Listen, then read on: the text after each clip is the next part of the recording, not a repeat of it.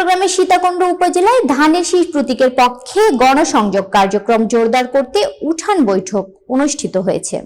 বৃহস্পতিবার সীতাকুণ্ড উপজেলার কুমিরা ইউনিয়নের ৮ নম্বর ওয়ার্ডে স্থানীয় নেতা আব্দুল হান্নানের নেতৃত্বে এই উঠান বৈঠকের আয়োজন করা হয়।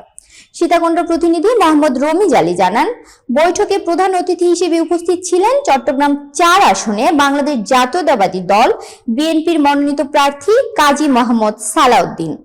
উঠান বৈঠকে বিপুল সংখ্যক দলীয় নেতাকর্মী ও সাধারণ ভোটারদের উপস্থিতি লক্ষ্য করা যায়। এ সময় বিশেষ অতিথি হিসেবে উপস্থিত ছিলেন সীতাকুণ্ড থানা বিএনপির সদস্য আলহাজ এম শামসুদ্দোহা, থানা বিএনপির সাবেক সভাপতি ইদ্রিস মিয়া, এহতাসাম হায়দার, টিটু, মোহাম্মদ ইসলাম, আব্দুল আল মামুন মেম্বার সহ বিএনপির বিভিন্ন পর্যায়ের সিনিয়র নেতৃবৃন্দ।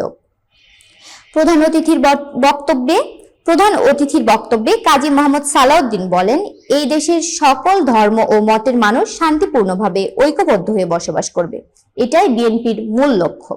তিনি বলেন, একটি সমাজ গড়ে তুলতে হবে যেখানে ভ্রাতৃত্ববোধ, সহনশীলতা ও পারস্পরিক সম্মান থাকবে। তিনি আরো বলেন, জনগণের ভোট ও সমর্থনের মাধ্যমে একটি গণতান্ত্রিক ও জনবান্ধব রাষ্ট্র ব্যবস্থা প্রতিষ্ঠা করা সম্ভব।